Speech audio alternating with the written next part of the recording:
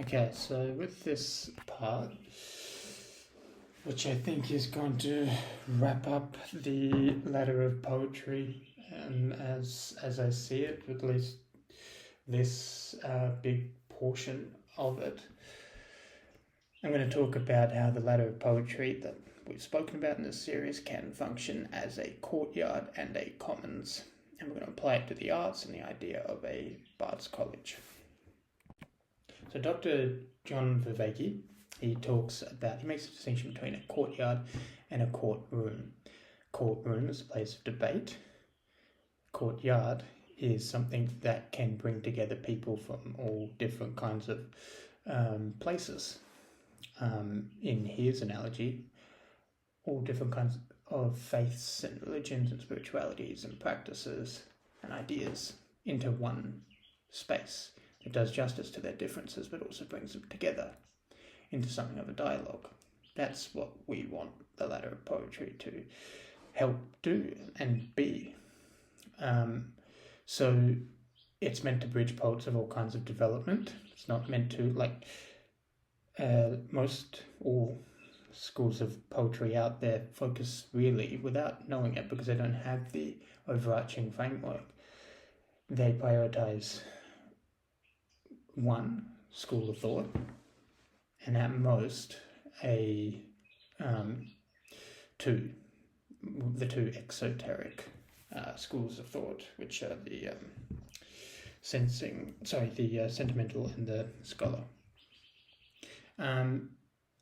What we want to do with this is we want to give someone something to plug into wherever they're at, that they can find something that speaks to them and makes sense to them. And we also, ideally, if we were to turn this into some kind of a Bard's College, which we'll speak about in a little bit, we give them someone who understands where they are at as well, and how they relate to the field of poetry, and how to relate them to the field of poetry further. And we, as I said, we don't have that. We've got courtyard instead of debate between the two lower stages most typically. And what we need is a larger courtyard. To this end, it is also meant to be a bridge between artists.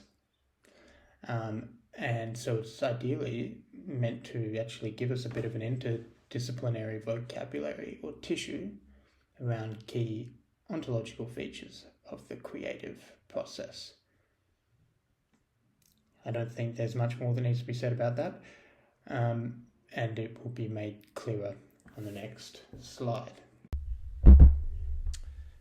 So I thought that this won't take too long, this slide, but I've been talking to some friends lately around this idea, and they were both quick to point out that they can see the applicability of this poetry ladder to other arts, and that is, I think, both astute of them to see, and it stems from, I think, the fact that poetry is quite a concentrated, it's both what I've called here a concentrated art form, whereas, you get like novels and film directing, and that's kind of, there's more entropy in the system, and so it's less concentrated, so you kind of see less of, curiously enough, a distilled consciousness behind it, but it's also less it's more representational than other mediums, so it can give us a more direct access point into consciousness. Like, words have meaning, whereas you look at music and painting, it can be less clear about the stage of development that the artist is at, but that's sort of just a general statement. I think we can still see correlations. I'm not an expert on any of these things, and the way that I don't have the knowledge around other art forms that I do around poetry, but I do think I can see some correspondences or some analogies that we can make. So I thought Rothko, who's red painting on the left, I remember having quite an interesting experience looking at. It took me into like another world. I thought that was a clear demonstration of working with essence. So I would say he's a censor. Da Vinci with the Mona Lisa, I think, is very clearly at the scrying stage. I think he was capturing quite a lot with that, with a kind of very clear, I think, understanding of what he was doing. I just think that comes through in the painting. In music, I'm not sure about Beethoven and Mozart. I know very little, probably the least I know out of all the art forms. And but are they at the sensing stage? I don't know.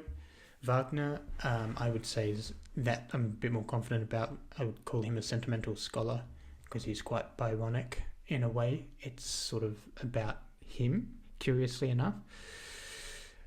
In philosophy, which I know a little bit more about, I would say Hegel and Spinoza at the scrying stage, Nietzsche at the sensing stage. He was working towards the scrying stage. In prose, I would say parts of the Bible are at the scrying stage.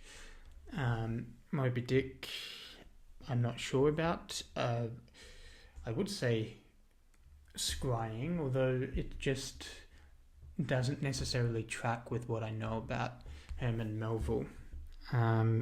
Based on his letters and things like that, he seemed more like a censor who was able to bring something through that he wasn't fully aware of the... he didn't have maybe the understanding that a scryer would. In film directing, I'm not sure about this. I will defer to others who may know more about this. Would we call Martin Scorsese a censor or a scryer? I don't know. My suspicion is that we have to really be, I think we can't be overly generous in handing out that title. I mean, there are, as I understand it, only about 4 clear examples of it in poetry, and poetry is obviously a much longer, older medium. But I don't think Scorsese is a scryer. It just doesn't have the understanding that I think you need to have. And also that tracks with what I know about him as a person. I would say censor probably, or scholar backing onto essence. But again, I don't know these fields and artists as well as I know the poets. All of which is just to say that this does have applicability to other mediums, and so it does afford us it gives us a vocabulary that helps to afford a bit more of a grip on the nature of what artists are doing and working with. And so that's where my expertise ends with poetry. Ideally, all of this stuff that I'm talking about, how it applies to other art forms, would be picked up by you and then shared with me. And so what are we doing in doing that? We can frame it as building a courtyard, which is maybe a bit more of a concrete image. Or, if you're following it this far, you seem to have a capacity to bear with me when we're going into more abstract territory. We can frame it as a silver, as a forest, as the creating of that kind of forest that we see in the that these poets, that these artists at the top stage have seeded for us and prefigured for us. And so basically we can frame it as a participation with light that leads to further unfoldment. I mean, that's basically it. That ties into the last few videos we've been looking at, and that is what moves us closer towards reuniting with spirit in the sense that we've spoken about. So where to from here for the Ladder of Poetry series? What comes next? It's a good question, and I have sketched out a few sort of notes towards this question. I did think maybe we would cover another video on spiritualist poetics and how it obstructs unfoldment of poetry, but I thought we actually covered it well enough in video 16, part 16. The only piece that I will add is that, if you recall the part where the monkey falls over because it can't grab the rope, which is what the spiritualist poet is like, you could link that to the root chakra or mudra and the fact that they lack it, and so they don't have that balance on the floor, which is what leads them to tipping over. So it's just a symbolic way of kind of talking about that. And as I've shown in this image, what we need is, as I've shown in the sensor, it's a fainter red than the one in the scholar, because the scholar's root center is very grounded, so it's a darker red, but it's also more crude and material, whereas the sensor still has it, but it's not crude in that same way, whereas the spiritualist lacks it altogether, and so they go off with the fairies, as it were. But that's really the only additional piece I was thinking we could add in. And beyond that, there isn't too much more. In this series, we have covered the distinctions between the different types, the ontology running underneath and through it, and the true end and purpose of poetry, the life synthesis. So effectively what we've done, without this really being like a conscious or explicit thing from the start, is build out a framework and curriculum for what I actually spoke about. And in one of my first videos on this channel, on Substack, around building a Bard's College and what that would have to look like. This would be a very unofficial, organic, grassroots Bard's College. Because, and that's why I don't want to put any of this work behind a paywall, because the ideas just need to be out there, and it's not about that. We're trying to build this kind of living community, and I mean a few things with that word living, and that's way more important than money.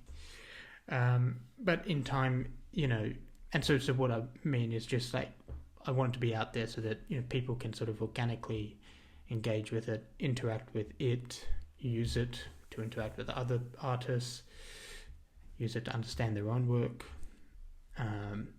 interact with me around it. That would be very welcome and appreciated. And then if that were to gain traction in time, it could lead to something maybe less unofficial. I don't know what that would look like.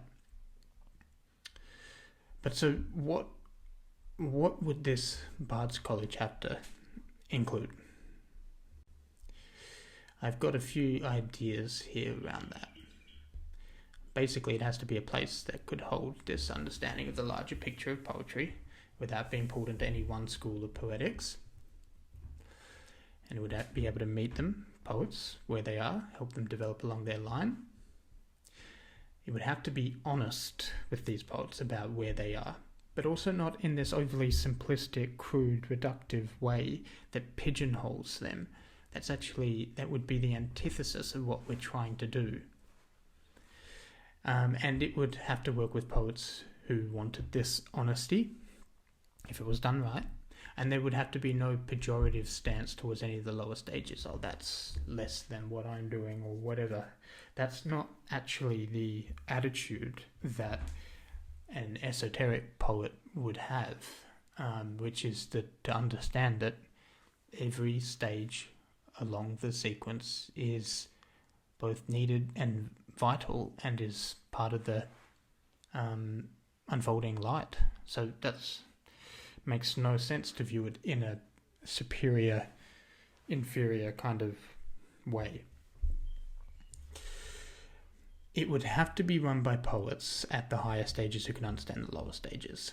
Because the lower poets, even though they might understand something of what's above them, even conceptually, are still not going to really be able to understand the higher as much. So we need people who actually understand that larger picture. And so what we are aiming to cultivate for people who are at the higher stages, I think even for the lower stages, as much as they can participate in it, something of a Sanger and a Silver.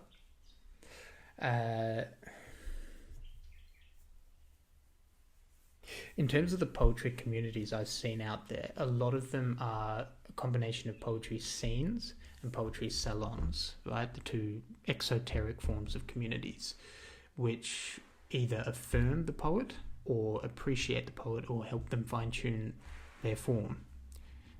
That's not what a Sanger is. A Sanger is where the art is kind of appropriated so that the art is given out in order to facilitate and be appropriated in to the other person, so to facilitate growth, so that one person's light becomes the other people in the community, it becomes their light as well. That's the point of it. And what it would do for all poets really is it would subtleize. That harkens back to the legacy video. It subtleizes the understanding of all poets, of the work that they're doing and the nature of the field, the whole field that they're working in.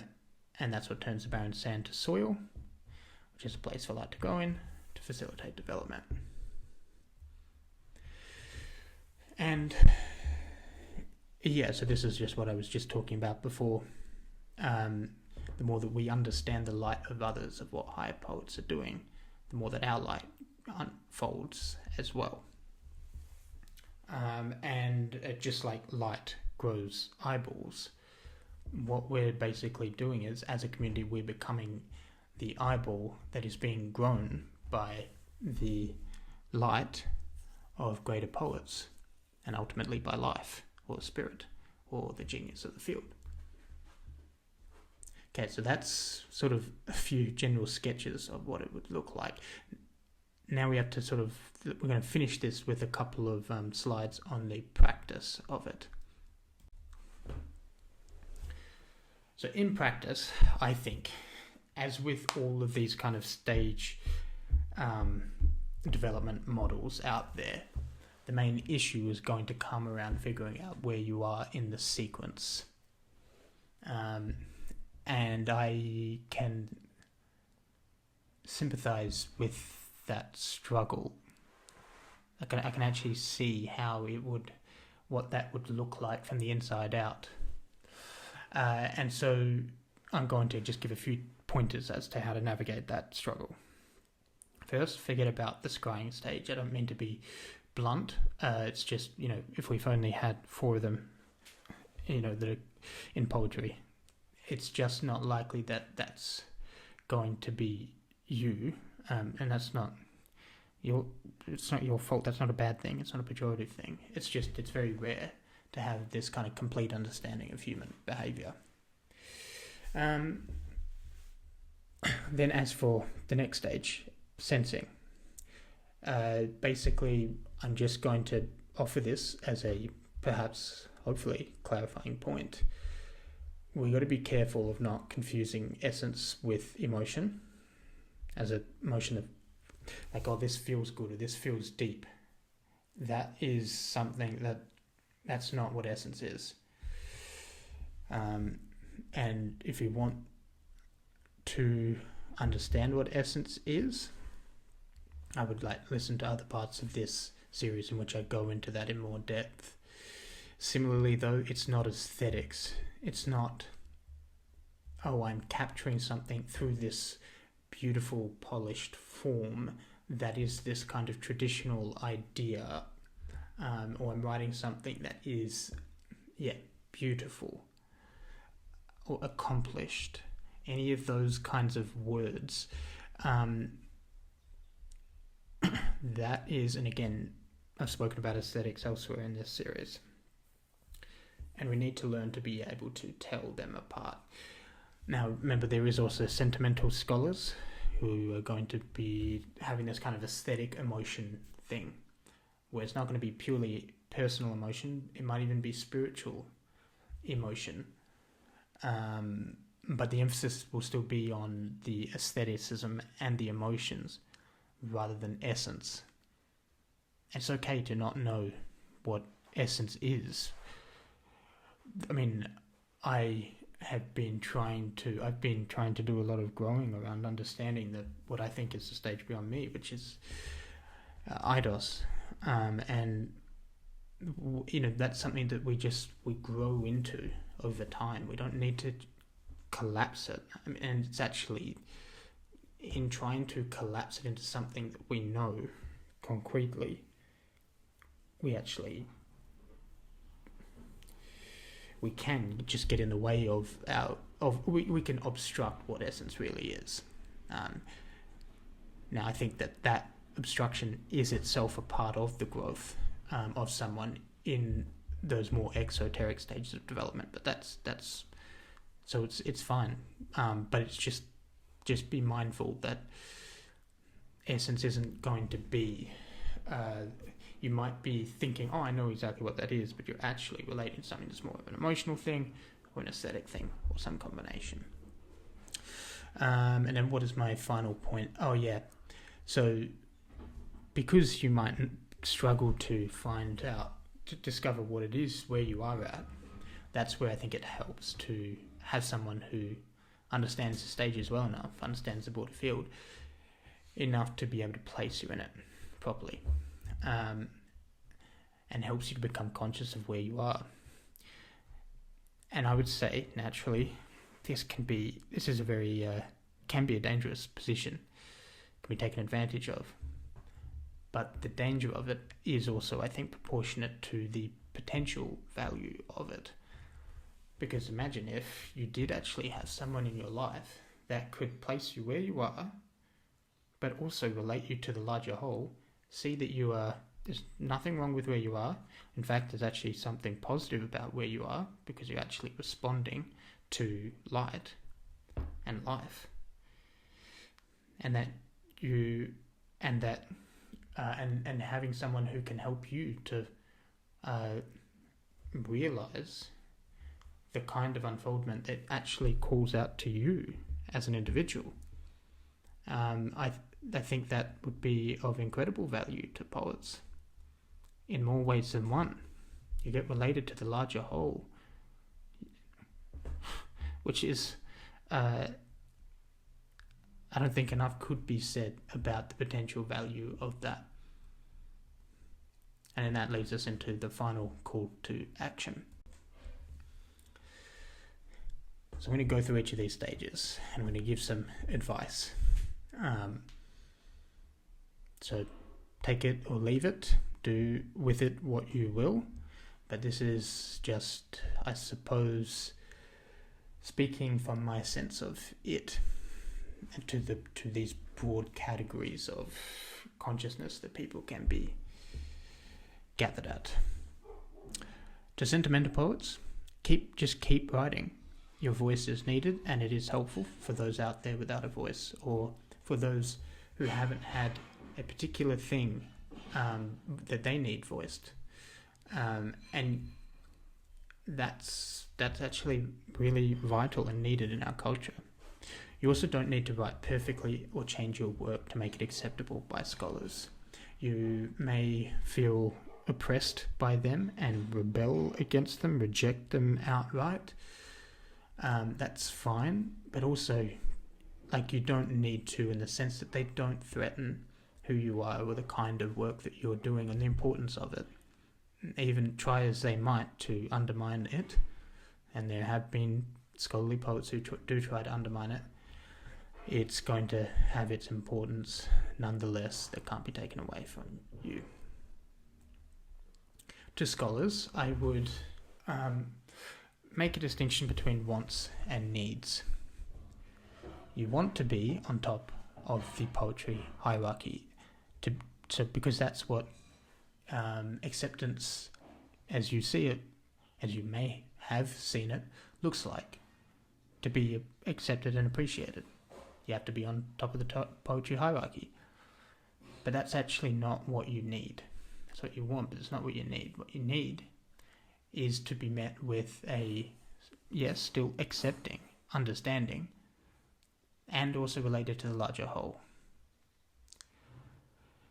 You're still accepted, even if you're slightly lower on the hierarchy, but that's good because that gives you room to grow and unfold into something purer, higher, more complex. And so what I advise is just to learn to be open and sensitive to the unknown, to what is behind the form, to that which is in forming the form. And basically, I think what I want to actually say, and I'm choosing these words with a deliberate simplicity in order to cut through what I know to be your intelligence and all of the defenses, shields, deflections it can put up, which is simply that you are loved. I think there's a lot of rejection that can come from scholars. A lot of animosity and angst around the canon and everything like that, and what we can include in it and what we can't include in it. But just like the sentimental poet, they can't have their worth taken away from them by anyone else. Same with you. And there is something deeply needed to what you're doing. By creating these more objective works of art, you're giving people a courtyard in a lower turn of the spiral, but you are giving them basically a place to, just like the sentimental poet, you're giving them a place to connect to, but you're also lifting them out of themselves, you're culturing them, you're civilizing them, liberating them. That's the liberal arts thing. Refining people's taste. You're a part of the overarching development of poetry, and what you are doing is needed in a very important way. And if you could accept where you were, accept that you were loved there and respected, then that may help you to become more porous to what is above you. And then that is only going to help you to unfold even further. To senses, let's say you probably felt like an alien, both to others and possibly yourself. Now, hopefully this whole series has given you some understanding as to why. I would say keep writing. Just like I've said to the sentimental poets, even if it's not gaining traction, it's more important than your reception may make it seem, because you are actually ultimately shaping culture. You're in advance of the culture, and you're making people more sensitive to light. And that's helping to facilitate the overall development of the field of poetry. And I understand your plight and feeling like an alien, so you're not alone in that. And you have an important part in the process, just like every other stage does as well. And finally, to everyone, to all poets listening to this, the final call to action is just to not hesitate to reach out. Really don't hesitate. I would love to connect, hear your thoughts, and start a dialogue. And that's how we start to build this ecology and this college that ecology is actually probably an appropriate term to use, and it's how we grow this eyeball of light to see more light. So yeah, and I think that ties up this sort of overarching sequence. Thank you again for your attention across all these videos, and I look forward to hearing from you.